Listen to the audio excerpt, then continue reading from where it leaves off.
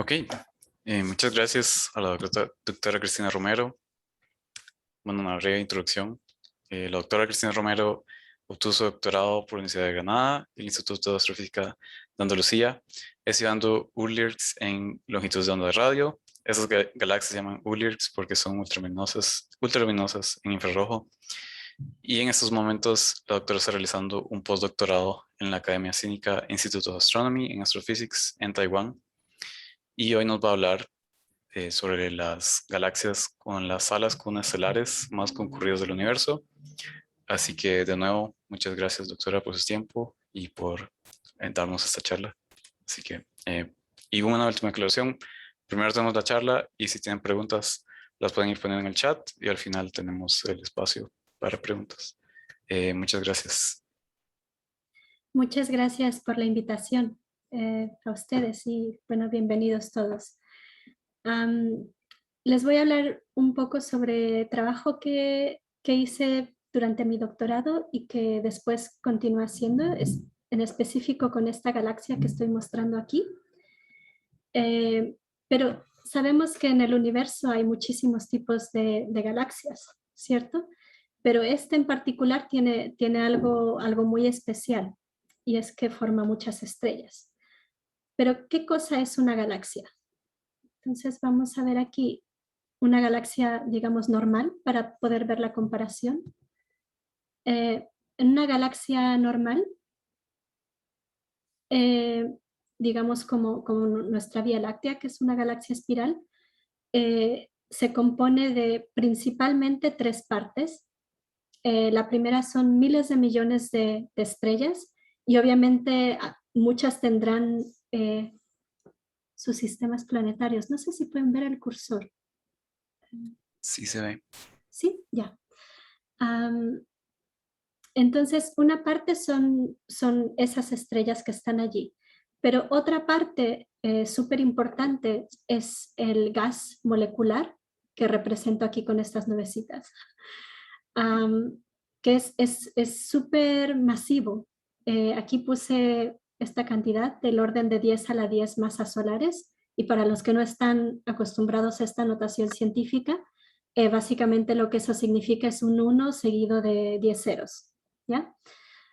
Y una masa solar, que es la masa que tiene el Sol, son 2 por 10 a la 30, es decir, un 2 seguido por 30 ceros, kilogramos. Entonces, algo muy, muy pesado, ¿ya? Y luego en menor parte tenemos también polvo. El polvo que representa aquí con este conglomerado de pelotitas que tenemos aquí, es un factor súper importante en las galaxias porque sirve un poco de catalizador para la formación de moléculas y que básicamente eso va a suministrar a las nubes moleculares, ¿cierto? De moléculas y contribuyen a la formación estelar. Entonces, este polvo son básicamente cuando decimos polvo nos referimos a silicatos, partículas de carbono, de oxígeno, hielo también. Pero ¿cómo se forma una estrella? Vamos a verlo rapidito aquí, seguramente muchos ya lo saben, pero las estrellas se forman a partir de nubes moleculares, ¿ya? Entonces aquí tenemos una nube súper grande, que básicamente los principales componentes son hidrógeno y helio, ¿ya? Y esta nube se va a fragmentar. Puede ser por vientos exteriores o por otro tipo de interacciones de cosas que estén ocurriendo en la galaxia, se fragmenta y a medida que se va fragmentando, cada una de estas nubes comienza a rotar y lo hace cada vez más rápido, ¿ya? En ese proceso de rotación, lo que ocurre es que el gas se hace más compacto, entonces eso hace que la temperatura y la densidad aumenten. Y cuando esto ocurre, eso da origen a una protoestrella, ¿ya? Se empieza a fusionar ese hidrógeno en helio y a formar otros elementos y empieza a brillar. Entonces se forman diferentes tipos de estrellas, que obviamente esto es una representación, y son de diferentes tamaños. Y la gracia de esto es que las diferentes estrellas, como no sé si ustedes habrán escuchado del viento solar que nos llega incluso a la Tierra. Bueno, las estrellas tienen vientos estelares, ¿ya? Y esos vientos lo que hacen es eyectar material que básicamente lo que va a hacer es volver de nuevo al medio interestelar, de donde se pueden de nuevo formar nuevas estrellas, ¿ya?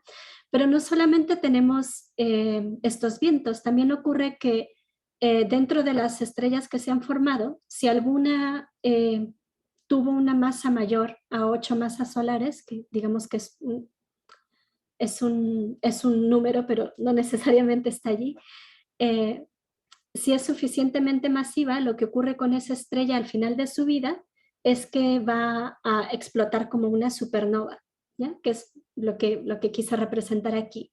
Y en ese momento, lo que ocurre es que todo el material, básicamente todo el material de la estrella va a volver al medio interestelar. Entonces, de nuevo, se hace como esta cadena de reciclaje, de que se devuelve material al medio y ese medio puede volver a formar estrellas.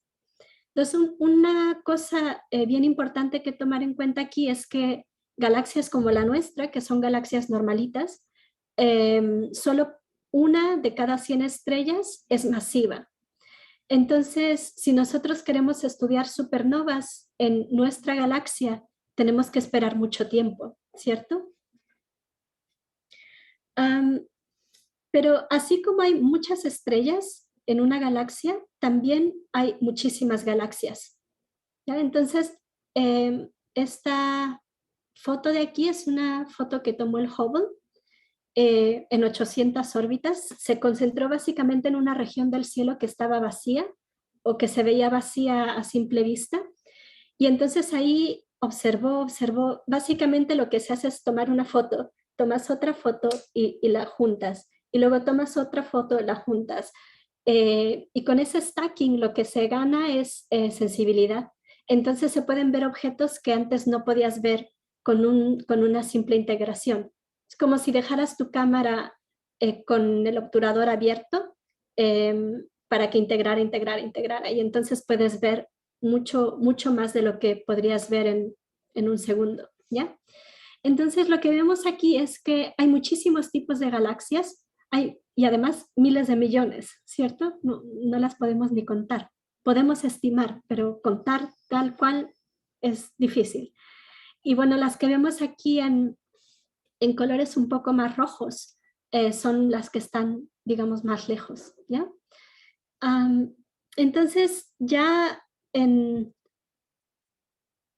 la década de 1930, o sea, eso ya hace casi un siglo, Hubble estaba observando, Edwin Hubble estaba observando con lo que era el telescopio, digamos, más poderoso en esa época, que era uno de diámetro 2.5 metros, ¿ya?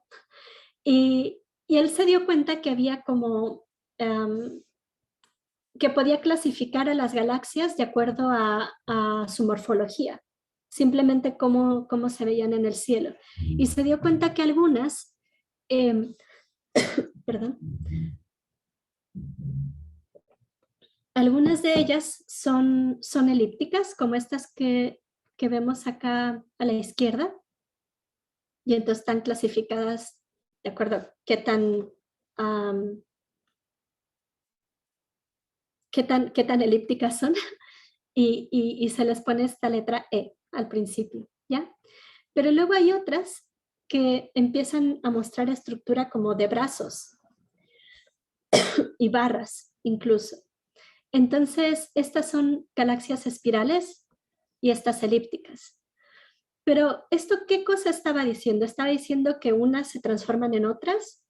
¿O qué es lo que pasa?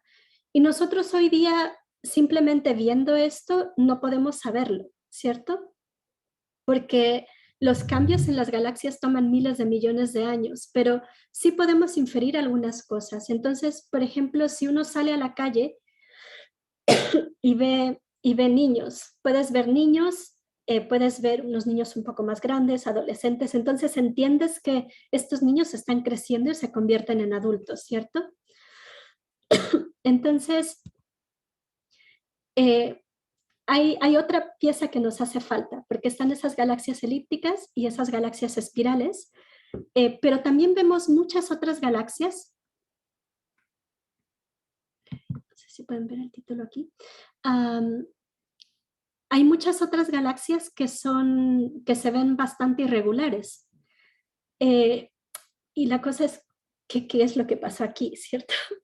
Eh, podemos preguntarnos, porque puede ser que hay algunas que se ven juntas simplemente en proyección, pero que en verdad están muy alejadas unas de las otras.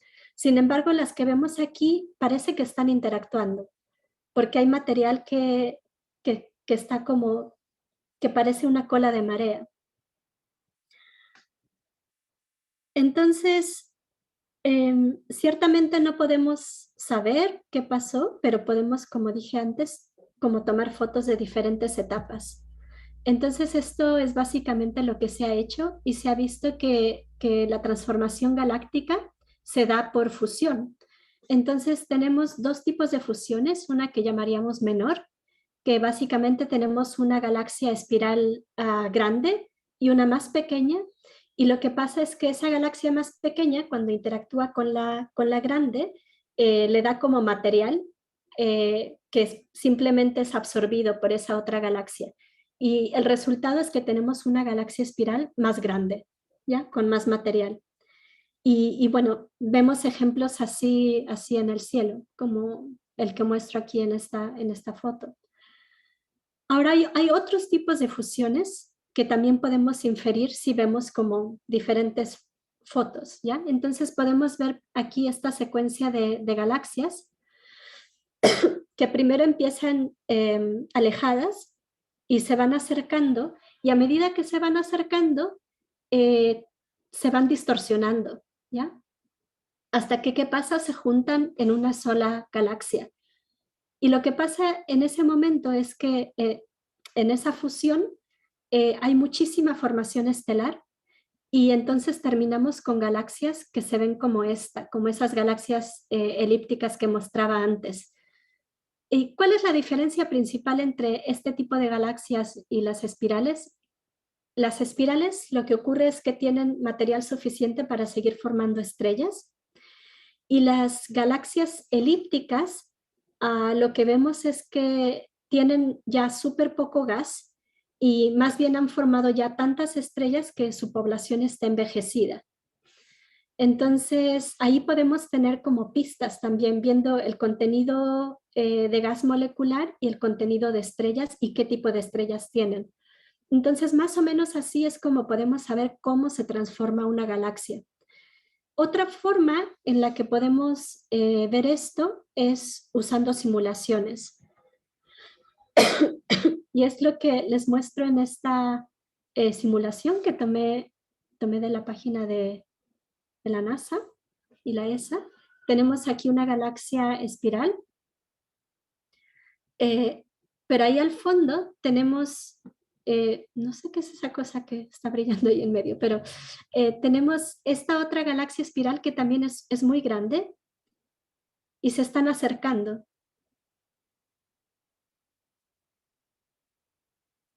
Y entonces vemos que a medida que se acercan, el material se va a empezar a destrozar un poco. Algún material va a salir eyectado en estas colas de marea, pero al final se van a juntar y el material va a tender a caer.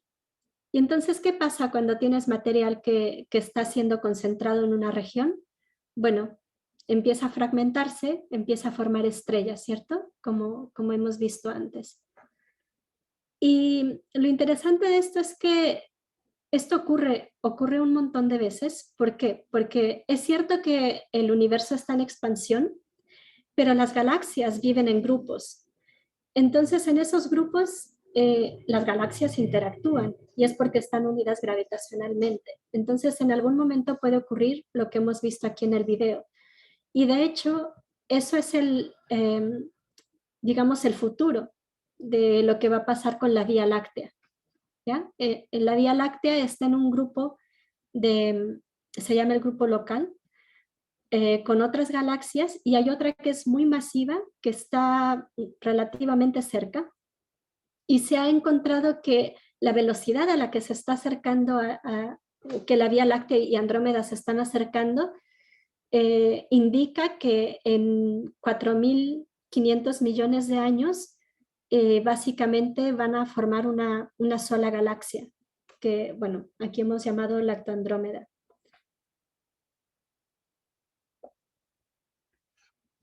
Entonces aquí en esta ilustración es como la secuencia de cómo se va a ver esa interacción visto desde la Tierra.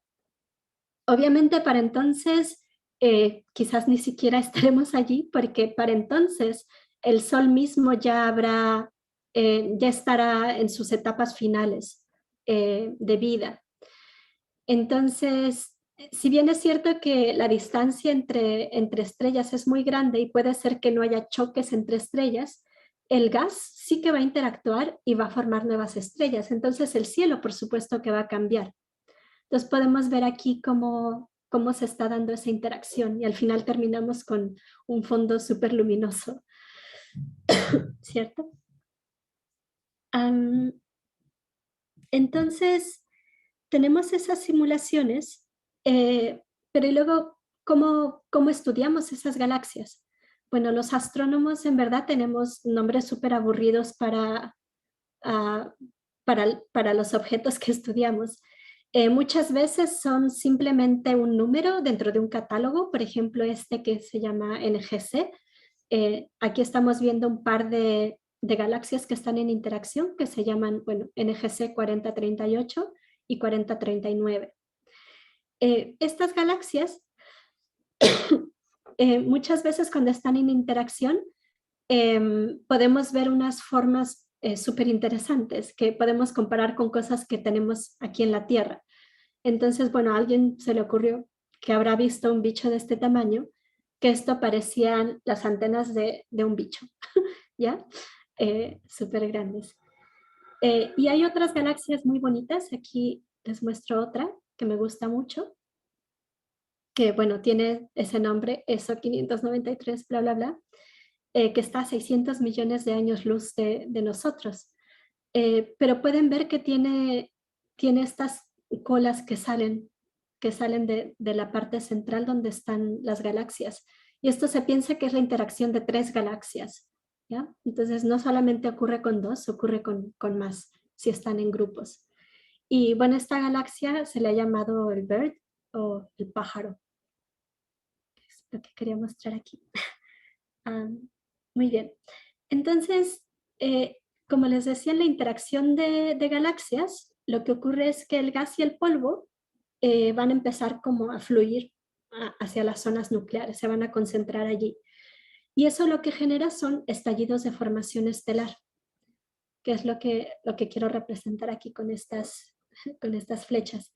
Entonces, en esa región súper pequeñita, que es la región nuclear, se van a empezar a formar muchísimas estrellas. Ahora, la gracia de eso es que el tipo de estrellas que vamos a ver en esas galaxias, que por cierto, cuando están interactuando, como hay todo ese polvo que está cubriendo lo que está ocurriendo, y ese polvo interactúa con la luz que está detrás, se hacen muy, muy luminosas en infrarrojo, que son lo que llamamos las galaxias Luminous Infrared Galaxies y Ultraluminous Infrared Galaxies. Galaxias luminosas y ultraluminosas en infrarrojo. Entonces, en esa etapa se van a formar muchas estrellas, pero la mayoría de esas estrellas van a ser estrellas masivas. Entonces, si recuerdan, antes en una galaxia normal tenemos una estrella masiva entre cada 100, pero en esta la tasa de formación de esas estrellas es mucho más alta. Entonces hay muchas más posibilidades de detectar supernovas allí que en galaxias como la nuestra. Entonces ahora por un momento quiero que piensen en salas cuna, ¿ya? Con niños en vez de estrellas. Entonces tenemos aquí dos salas cunas, una donde hay pocos niños, otra donde hay muchos niños. ¿Y cómo vamos a saber si llega un nuevo integrante a esta sala cuna? Bueno, podemos simplemente asomarnos y ver que hay un niño nuevo, ¿cierto? Quizás en la sala cuna de la derecha es un poco más difícil verlo porque ya hay tantos niños, ¿cierto? Pero en esta es un poco más fácil, donde hay menos niños. Pero ¿qué pasa si uno de los niños llora? Bueno, va a ser más fácil escucharlo en esta sala cuna, donde hay pocos niños, que en esta otra donde hay muchos niños. Pero si estas salas cuna estuvieran cerradas, entonces, ¿qué hacemos? Bueno, hay que poner mucha más atención, ¿cierto? Entonces, podemos un poco comparar como el ruido normal que se escucha en una sala cuna con niños que están conversando entre ellos, también están llorando. En un caso, vamos a tener que ese ruido, podemos representarlo así, con este espectro de ruido, vamos a llamarle, pero se dan cuenta que en un caso está como es mucho menos ruidoso, digamos, y en el otro caso el ruido es mucho más alto. Entonces, como les decía, si tenemos un nuevo integrante que, no sé, llora en algún momento, en la sala cuna de la izquierda va a ser mucho más fácil detectarlo, ¿cierto? Porque allí el ruido es mucho menor. En cambio, si vamos al lado derecho, ahí ya tenemos problemas, ¿cierto? Para poder detectar esa señal. Y bueno, algo parecido pasa en las galaxias, ¿cierto? Cuando tenemos galaxias espirales como la nuestra, que es como la que estoy mostrando aquí a la derecha, NGC 4102, tenemos, digamos, una visión mucho menos obstruida y podemos contar las estrellas. Entonces, es como si tuviéramos la sala cuna abierta, ¿ya? Podemos ver directamente las estrellas. Pero en el lado izquierdo tenemos esta galaxia que han visto ya en la portada de la charla, que se llama ARP 299, ¿ya? Es un catálogo de una persona que se apellidaba ARP. Y en esta galaxia hay muchísimo polvo que está oscureciendo todo lo que está ocurriendo allí. Entonces no podemos verlo, ¿ya? Tenemos estas galaxias que están en interacción y hay muchísimas estrellas que se están formando, pero están todas cubiertas por el polvo, ¿ya? ¿Se acuerdan que estoy usando como polvo estos conglomerados de pelotitas? Entonces, este caso es como tener la sala cuna cerrada. No estamos viendo, está el polvo ahí obstruyendo. ¿Y qué cosa podemos hacer? Bueno, necesitamos, digamos, nuevas gafas, ¿cierto? Porque queremos ver lo que está ocurriendo detrás del polvo. Entonces, tenemos que hacer uso del espectro electromagnético. Y lo que vemos aquí es algo que seguramente han visto ya muchas veces. Tenemos luz de diferentes longitudes de onda. La longitud de onda es la distancia entre cresta y cresta, o entre valle y valle.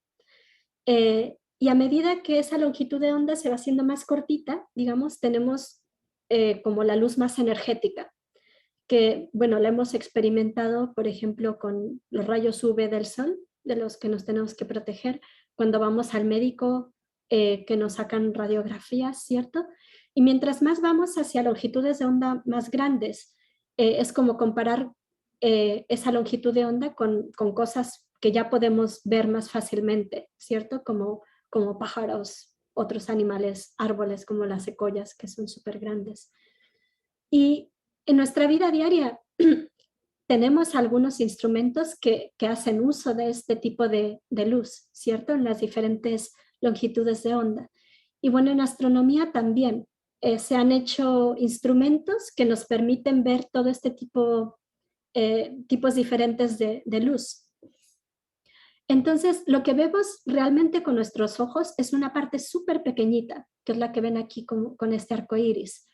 Y bueno, aquí es donde está el Hubble, que en verdad el Hubble ve una parte de infrarrojo y una parte de óptico. Pero cuando vamos a longitudes de onda más grandes, necesitamos otro tipo de instrumentos que ya no se parecen tanto a los telescopios a los que uno está acostumbrado. Entonces bueno, aquí tenemos a ALMA, que seguramente ustedes han escuchado hablar de ALMA, que es un interferómetro, son muchos telescopios juntos, pero están observando, digamos, longitudes de onda de milímetros y de micras. Entonces, vamos a ver aquí una vista de la Vía Láctea, cómo se ve con diferentes tipos de luz. Entonces vamos a empezar de abajo arriba. Aquí en el óptico se ven muchas estrellas, ¿cierto? Pero también se ve este parche oscuro aquí. Y bueno, ¿significa que allí no hay nada? No, hay que ver con otro tipo de gafas. Entonces cuando se ve con el infrarrojo, uno se da cuenta que en verdad ese parche oscuro es muy luminoso. Entonces lo que podemos concluir de ahí es que aquí donde está esto oscurecido hay muchísimo polvo, pero ese polvo está siendo calentado por algo que hay detrás. Si observásemos con ALMA, por ejemplo, veríamos hidrógeno molecular, también en verdad vemos otro tipo de moléculas que nos dan estimados del hidrógeno, como el dióxido de carbono, por ejemplo. Y entonces vemos que hay regiones donde todavía se están formando estrellas, ¿cierto? Porque hay material disponible y está concentrado, entonces puede estar formando estrellas. Y lo que vemos en radio es un poco diferente. Lo que estamos viendo en verdad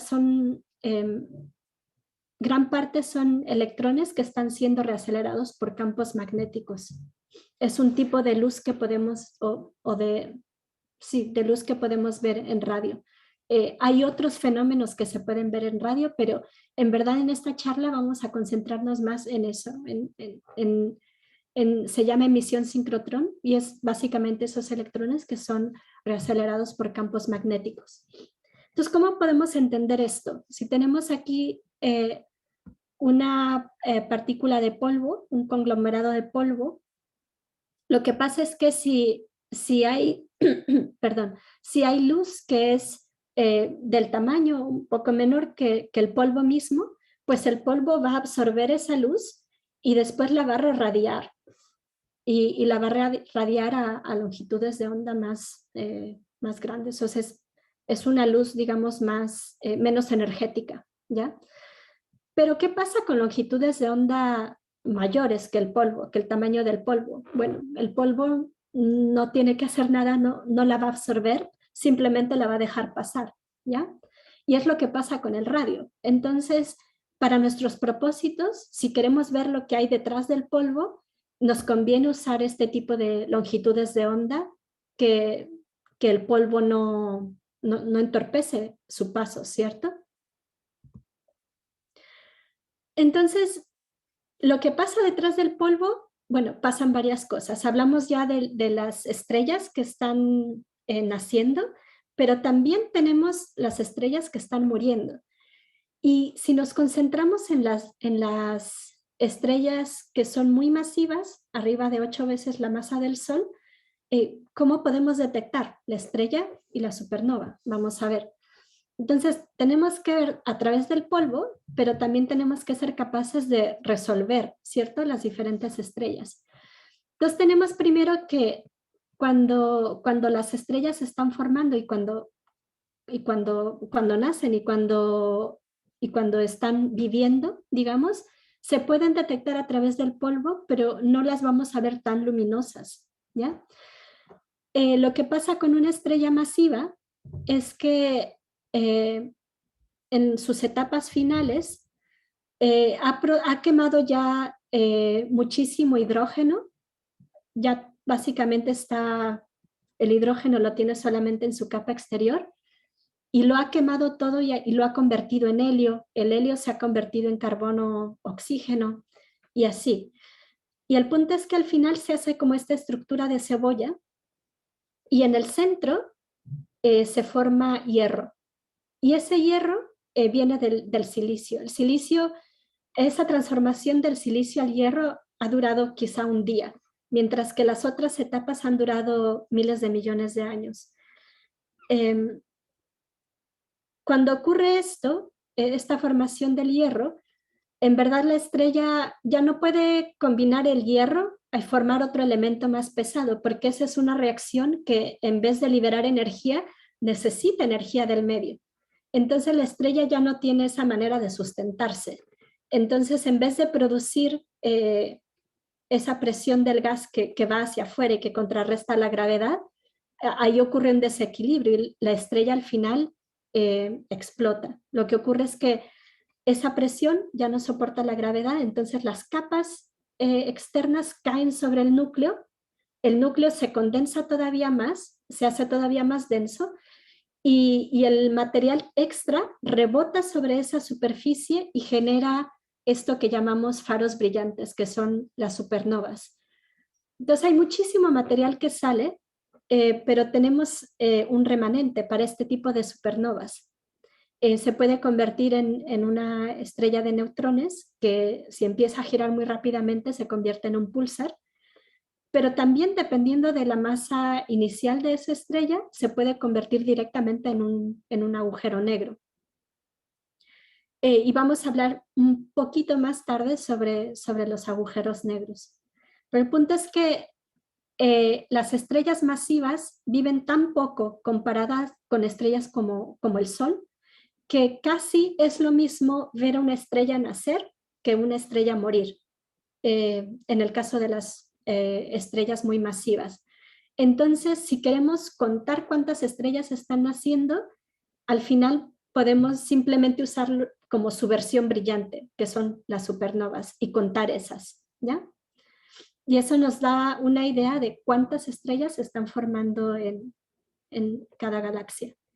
Entonces volvemos al ejemplo que les había puesto antes de una galaxia normal y esta galaxia luminosa en infrarrojo, que está produciendo muchas estrellas.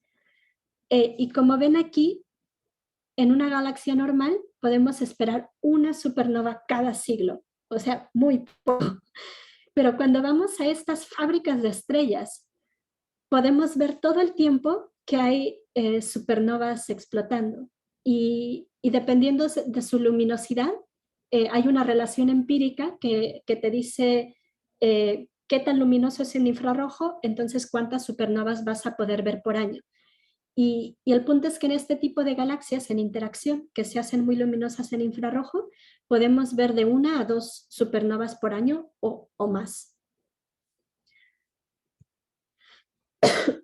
Pero como dije antes, no solamente hay que ver a través del polvo, también hay que ser capaz de resolver, ¿cierto? De poder separar objetos. Entonces aquí tomé una moneda de 5 colones, que creo que es lo que usan allí en Costa Rica, que mide más o menos 2 centímetros, ¿cierto? Entonces, si quisiéramos ver esta moneda estando a 4 kilómetros de distancia, bueno, en óptico necesitamos un telescopio pequeñito, que cada uno podría tener en casa tranquilamente, ¿cierto? Solamente de un diámetro de 14 centímetros. ¿Por qué? Porque la luz que estaríamos observando, dividido por el diámetro del instrumento que estamos usando, nos da ese tamaño que queremos resolver. Entonces, tomando en cuenta que ese tamaño que queremos resolver y la longitud de onda son constantes, pues hay que cambiar, cuando queremos resolver algo de un cierto tamaño y estamos observando con diferente tipo de luz, eso nos dice que el diámetro del instrumento que tenemos que usar es diferente. Entonces, en el óptico y en el infrarrojo, tenemos que la longitud de onda es más corta. Entonces, el diámetro, podemos usar instrumentos que son más pequeños. Pero cuando vamos a longitudes de onda de radio, donde la longitud de onda es mucho mayor, entonces necesitamos un instrumento mucho mayor para poder compensar y obtener ese mismo tamaño, esa misma resolución. Entonces en radio, si quisiéramos observar con un solo telescopio, tendríamos que usar un instrumento de 2.5 kilómetros de diámetro. Y eso es imposible, mecánicamente es imposible. Entonces lo que se hace en radio es tomar diferentes telescopios, que en verdad se ven más como antenas, las antenas que la gente usa para tomar la señal del TV, ¿cierto? Y lo que se hace es usarlos todos juntos, observar al mismo objeto, y básicamente eso lo que te hace es crear un instrumento de un tamaño igual a la separación máxima entre antenas. Y eso es básicamente lo que se hace en radio. Y funciona como un interferómetro. Entonces, la primera aproximación que podemos hacer a un radiointerferómetro es usando el experimento de doble rendija de Young. Entonces, lo que tenemos aquí en el lado izquierdo es luz que llega toda al mismo tiempo a esta pared, pero en esta pared encuentra un obstáculo, esta rendija que está aquí. Entonces, lo que pasa allí es que la luz, al querer pasar por allí, se difracta y entonces se hace como una onda circular en vez de esa onda plana que tenía. Entonces lo que ocurre es que si ponemos una pantalla aquí, al final esta luz va a llegar primero en la parte central, después en las partes aledañas, ¿cierto? Pero ahora, ¿qué pasa si en vez de una rendija ponemos dos? Bueno, alrededor de cada rendija se va a formar ese patrón circular. Pero además de eso, esos patrones van a interferir entre sí y a veces lo hacen constructivamente, que es lo que podemos ver aquí en estos rayos, que es cuando se cruzan esas crestas, interfieren constructivamente y entonces podemos ver, digamos, en una pantalla franjas. La franja central va a ser la más luminosa, luego va a haber una franja, digamos, oscura, luego otra franja luminosa, una franja oscura y así. Y siempre en el centro es donde vamos a tener el mayor brillo, digamos. Entonces podemos pensar en algo así. También funciona para un radiotelescopio. Entonces, esto es una representación, no funciona exactamente así, así que no, es solamente para que se hagan una idea los que no conocen de radiointerferometría, ¿ya? Entonces, si observamos con un par de rendijas, tenemos una rendija acá, un par de rendijas aquí y otras acá, ¿ya? Y queremos observar luz con longitud de onda lambda, ¿ya? Entonces, esta separación entre rendijas lo vamos a representar por este D, el diámetro del instrumento, va a ser aquí la distancia entre rendijas, y lambda siempre va a ser la misma, ¿ya? Y entonces aquí vamos a poder resolver estructuras que son, digamos, de un cierto tamaño grandes. Después, añadimos más rendijas en diferentes direcciones, y eso lo que hace es que podamos ver más detalles, ¿cierto? Pero si queremos ver detalles más pequeños, bueno, también hay que cambiar la separación entre rendijas. Entonces, haciendo esa distancia entre rendijas más grande, podemos empezar a ver detalles más pequeños. Y además, si podemos ver diferentes orientaciones, también nos da otro tipo de información sobre el objeto. Entonces, aquí cada vez estoy añadiendo más rendijas, como pueden ver, con diferentes separaciones, diferentes tamaños, y al final podemos ver este objeto, que no es lo que vamos a ver en el cielo, pero es solo para que se hagan una idea.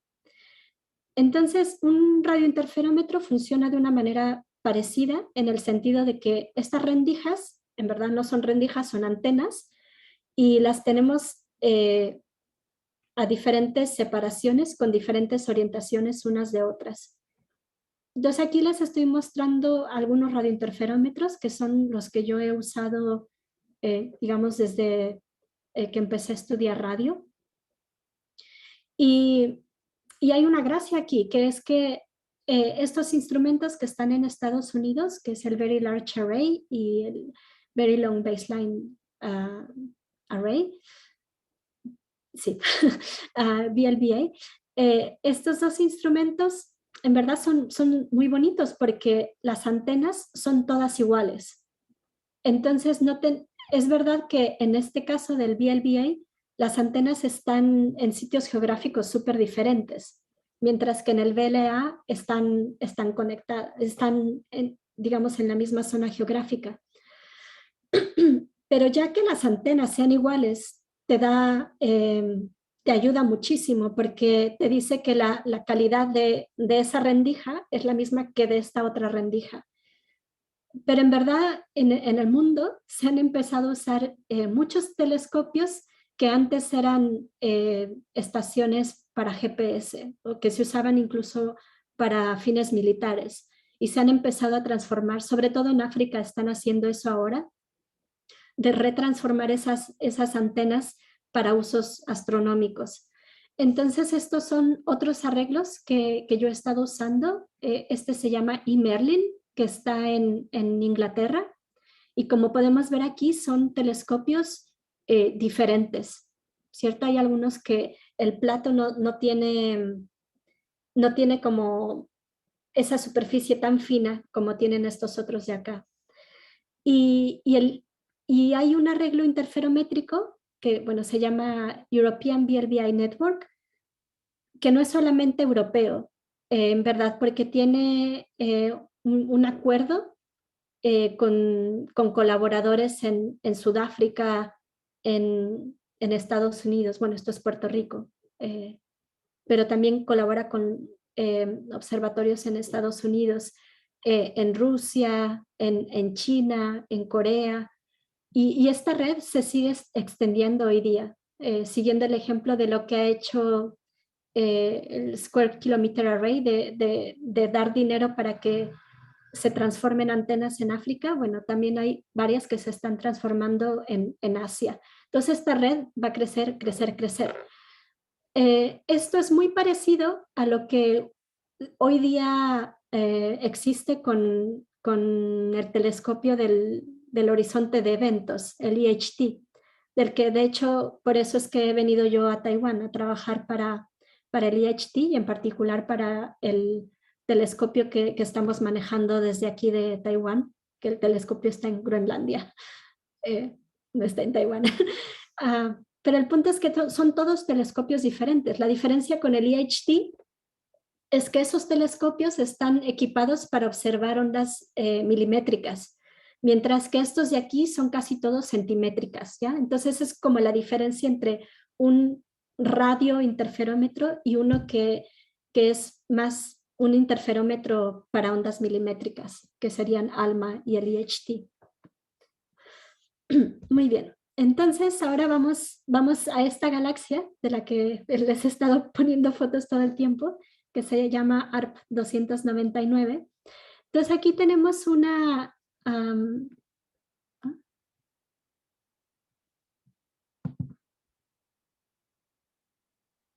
perdón. Ay,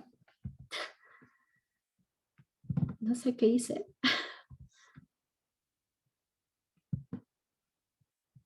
¿Cómo quito esto? No se ve. ¿No lo ven? No.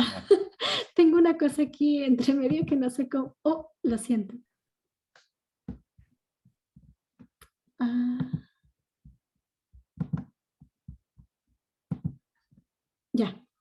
Ya lo quité, lo siento. Ya, tenemos entonces aquí ARP 299 y a la izquierda tenemos una imagen que fue tomada en el infrarrojo con el telescopio Hubble, el HST. Y a la derecha tenemos una imagen que fue tomada con el VLA, el VLA en Estados Unidos.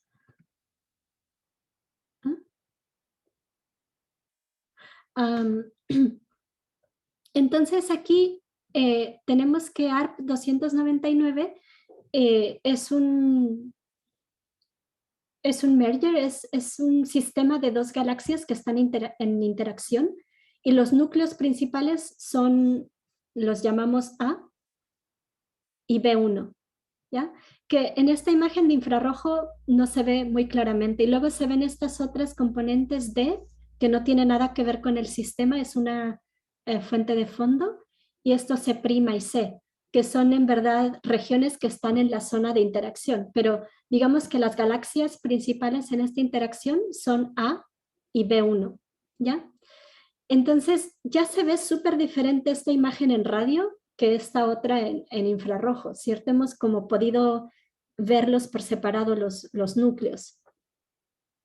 Cuando observamos con muy alta resolución, es decir, cuando usamos instrumentos como el EVN, que nos dan una resolución de milisegundos de arco, en comparación con esta del VLA que nos da resolución de segundos de arco, podemos ver muchísimos más detalles. Entonces, estas son observaciones que están enfocadas en el núcleo A, que es el más luminoso de esta galaxia, es donde la mayor, es decir, donde esperamos la mayor cantidad de supernovas, es ahí en el núcleo A. Entonces, durante mucho tiempo le estuvimos sacando fotos a esa región, ¿ya? Con el IDN. Y entonces, por ejemplo, estas imágenes que están aquí están separadas solo por algunos meses, ¿ya? Pero podemos ver que, por ejemplo, esta nueva componente de aquí no aparecía acá. Entonces, es un sistema bien interesante porque podemos ver a lo largo del tiempo que hay nuevas componentes que aparecen y otras que desaparecen. Que bueno, no las muestro todas aquí. Y entonces cuando uno estudia cómo evolucionan en el tiempo, es decir, cómo evoluciona su brillo en el tiempo, cómo suben en brillo, cómo caen, podemos inferir qué tipo de cosas son. Y lo que sabemos es que la mayoría de estos puntos luminosos que vemos aquí están relacionados con formación estelar, que son supernovas en verdad, supernovas o remanentes de supernovas. Ahí está otra componente aquí que es otra cosa, pero lo dejamos para otro día. Y bueno, ¿qué pasa cuando no tenemos suficiente resolución angular? Bueno, es un poco como en el caso de las alas cuna que les mostraba antes. Tenemos quizá poco ruido y podemos distinguir algo nuevo que está ocurriendo allí, o tenemos mucho ruido y no podemos ver realmente qué está pasando. Y bueno, lo que ocurre es que en 2005, en el núcleo B1, nuestros colegas en el infrarrojo detectaron que hubo una llamarada. Entonces algo que subió rápidamente en flujo y luego empezó a decaer, pero fíjense el tiempo, son muchos años. Esta gráfica empieza aquí en enero de 2005 y continúa. Entonces han visto que subió de repente el flujo y luego empezó a caer. Y en radio, en verdad no habíamos seguido, básicamente lo que hicimos fue tomar información que ya estaba en la base de datos del VLA y analizarla. Y nos dimos cuenta que empezando en 2002, el flujo está más o menos estable. Y aquí, bueno, aquí hice un truco, y el truco es que el núcleo A es mucho más luminoso que el núcleo B1, y lo que hice fue simplemente escalarlos para que estuvieran como al mismo nivel. Entonces lo que podemos ver es que mientras el núcleo A se mantiene, que es esto verde de aquí, se mantiene más o menos constante, el núcleo B1 estaba más o menos constante, pero al llegar aquí a 2005 también subió muchísimo en flujo. Entonces, por muchos años pensamos que esto era una supernova, porque era lo que sabíamos que ocurría en estas galaxias, era relacionado con supernovas. Pero seguimos observando y al final hemos encontrado esto. Esto es una imagen GIF que se hizo a partir de observaciones de muy alta resolución con el VLBA, enfocadas aquí en el núcleo B1, que es el que vemos aquí. Entonces pueden ver que comenzando en 2005 hay un objeto que se empieza a expandir, a moverse hacia la derecha, ¿cierto? Y bueno, eso es algo que no esperamos ver en un evento de supernova. Entonces, lo que hicimos fue estudiar con la información que teníamos en infrarrojo, en óptico no se vio este evento porque está muy oscurecida esta región, en radio, también en rayos X. Y bueno, al final, al estudiar la evolución y también modelar este movimiento, la conclusión a la que llegamos fue que lo que estamos viendo en verdad es que En este núcleo B1 hay un agujero negro, pero ese agujero negro estaba dormido. No puedo ver mi mouse, ahí está. En el núcleo B había un agujero negro que estaba dormido, es decir, no estaba acretando material, no era un AGN, que seguramente han escuchado hablar, un núcleo activo de galaxia, no era eso, era un agujero negro que estaba acretando poquito material, pero no lo podíamos ver. Y esto es una representación artística, por cierto, no es la foto tal cual. Pero lo que ocurre es que cuando un agujero negro tiene material a su alrededor, bueno, lo está atrayendo así, se está alimentando de él lentamente. Pero ¿qué pasa si hay una estrella que viene de otro lado, se sale de órbita y pasa muy cerca de este agujero negro? O lo que pasa es que esta estrella es destrozada. Parte de esa estrella va a caer en el agujero negro, lo va a alimentar y eso va a generar una llamarada que podemos ver en muchos tipos de longitudes de onda, y parte de la estrella va a salir eyectado. Entonces, básicamente es lo que vemos allí. Pero, ¿qué pasa con este agujero negro? Bueno, se ha alimentado y por el material que está ahí magnetizado se genera lo que llamamos un jet. Y ese jet es lo que estábamos viendo en radio, esa componente que se estaba como alejando. Ahora, ¿cómo sabemos que es un evento de disrupción de una estrella y no actividad normal de un agujero negro? Bueno, también podemos ver el ángulo al que fue emitido este jet. En una galaxia normal, esperamos que si el disco lo podemos ver de canto, entonces el jet lo podemos ver perpendicular. Y en este caso estamos viendo otro tipo de inclinación que no se corresponde con lo que veríamos de una actividad normal de AGN. Y también al estudiar la luminosidad, bueno, hay muchas cosas que van allí entre medio, pero lo que se encontró es que de verdad lo que ocurrió fue que hubo una estrella que se acercó demasiado y fue destrozada. Y esta es la primera vez que se ha podido detectar un jet así en expansión, a partir de un AGN, de un agujero negro que destrozó una estrella. Y estos eventos se llaman Tidal Disruption Events, o TD por las siglas en inglés. Entonces, ya solo para llevar a casa, quiero que recuerden esto, que en radio podemos observar casi todo el tiempo, cuando observamos realmente en radio. Cuando vamos a milimétrico, ahí ya si hay nubes o está lloviendo es un poco complicado, pero en radio podemos observar ya sea de día, de noche o con nubes, incluso con un poco de lluvia. En radio el polvo no afecta las observaciones, entonces da lo mismo si la galaxia está cubierta de polvo o no lo está. Igual podemos ver a través. Y cuando usamos radiointerferometría, podemos distinguir cada una de las componentes de lo que forman el núcleo de una galaxia. Y lo que podemos ver aquí son estas galaxias que forman muchísimas estrellas. Entonces, ciertamente se pueden ganar ese nombre de las salas cuna estelares más concurridas del universo. Y con eso termino mi presentación. Muchas gracias por su atención.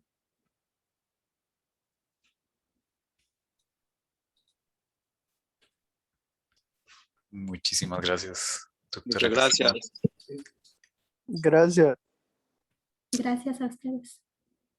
Quería saber si hay preguntas. Pueden levantar la mano o ponerlas en el chat.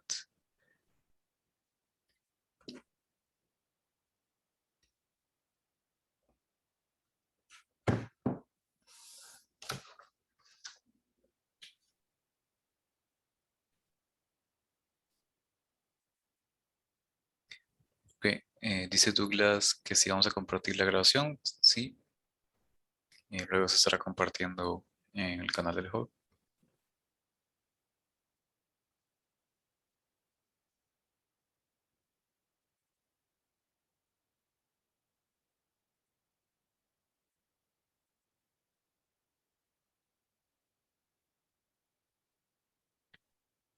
Dice Katia que tiene una pregunta. Puede escribirla o puede abrir su micrófono, como prefiera. Puede abrir el micrófono. Buenas tardes. Buenas Solo tenía una pregunta rápida que me quedó con respecto al agujero negro inactivo. Ujú. El hecho de que esté inactivo quiere decir que no está acretando materiales o qué es lo que lo hace inactivo. Sí, bueno, en este caso en verdad está acretando algo de material, pero no lo vemos. No sé si has visto fotos de agujeros negros que están eyectando jets muy, muy potentemente. Eso no lo vemos en este caso.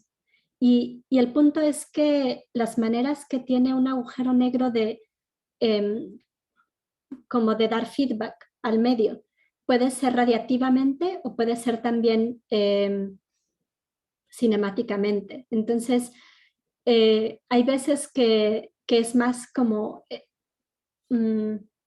que no podemos ver ese jet, pero sí que la zona central está caliente. Entonces, de hecho, en radio podemos ver siempre como una fuente como las que mostré antes, que es como una fuente puntual, pero no estamos viendo en sí el AGN, no el AGN, el agujero negro. Lo que estamos viendo es como una parte alejada de él, que es material que está cayendo. Entonces sí que cae, pero no le podemos llamar AGN como tal porque no es como estos grandes monstruos como M87 que están produciendo muchísima actividad.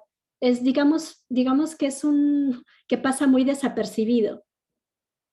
De hecho, tienes que estudiarlo por mucho tiempo para saber eh, cómo se comporta su luminosidad y poder distinguirlo de cómo se comportan las otras componentes a su alrededor que están asociadas con supernovas o remanentes de supernova.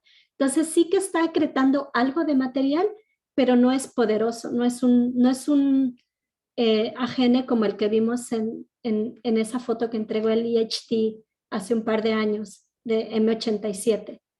No es así de poderoso. No sé si eso contesta a tu pregunta. Perdón por el malentendido.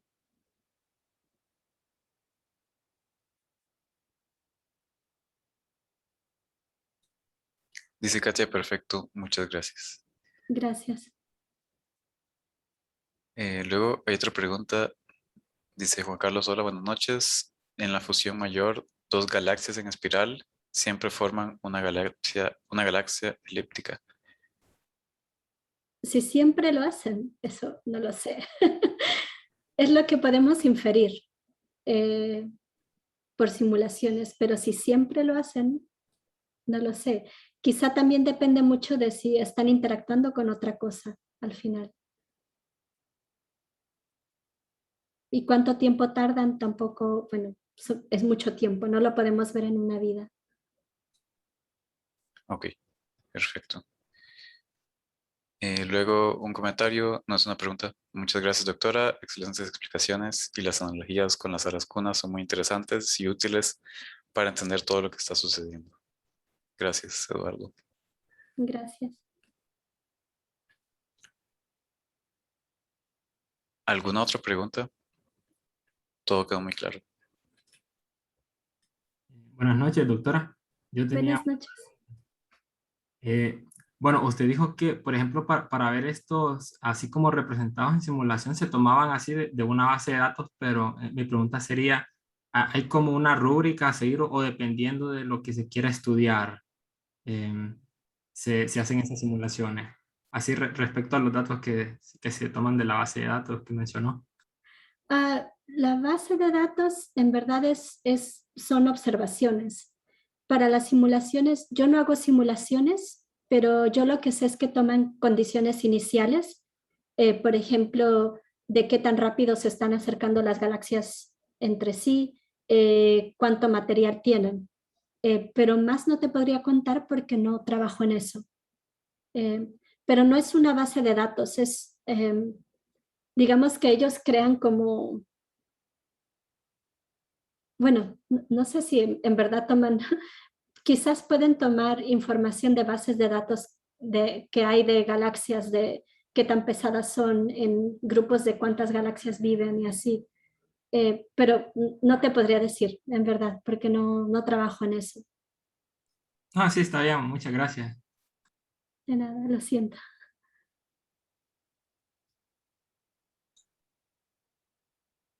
Bueno, muchas gracias. Y de nuevo agradecerle a la doctora Cristina Romero. Muy interesante, muy explicativa y bueno, yo entendí todo. Súper interesante. Muchas gracias. Muchas Gracias por el gracias. tiempo. Y gracias a todos y todas por participar.